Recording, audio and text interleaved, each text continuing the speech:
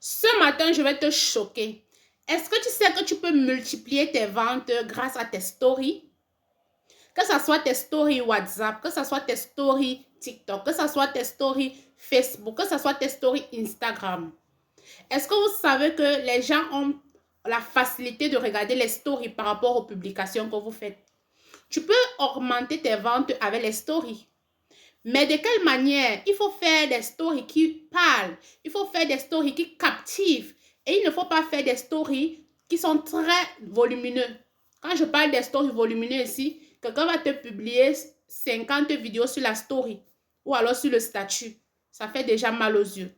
Il faut avoir des stories captivantes, des stories descriptives.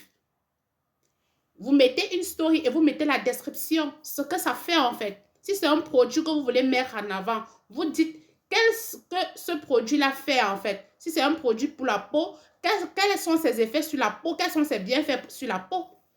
Parce que plusieurs personnes mettent des produits en story, mais c'est muet. On ne sait même pas à quoi c'est le produit. On ne sait pas si c'est un produit pour la beauté, si c'est un produit alimentaire, on ne sait rien. Et vous êtes surpris que les gens ne réagissent pas. Parce qu'ils ne connaissent pas ce que son utilité en fait. Pour mettre des stories captivantes qui vont vous permettre de vendre, il faut mettre des stories qui ont une description. Et il ne faut pas mettre plusieurs stories. Je vous dis maximum 10 stories, c'est bon. Les gens qui vont aller au-delà là, ça, c'est déjà pour qu'on vous mette en archive. Donc, à partir d'aujourd'hui, il faut commencer à faire des stories pour tes produits. Et laissez-moi vous dire, les gens qui mettent les stories seulement produit, là, ça ne fait pas aussi vendre. Il faut parler de vous. Il faut mettre vos photos parce que les gens aiment bien découvrir. Les gens aiment le soko. Les gens aiment le Congo-ça.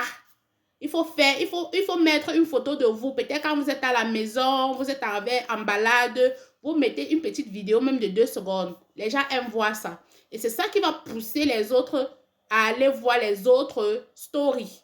Parce que si tu commences une story avec le produit, ça ne donne pas envie de continuer. Mais si tu commences une story avec un soko ou une vidéo qui fait rire, ça donne envie de continuer. Donc, j'espère que vous avez appris la leçon aujourd'hui. Si tu as aimé la vidéo, n'hésite pas de t'abonner, de me laisser un message si tu aimerais que je continue sur ce style de contenu.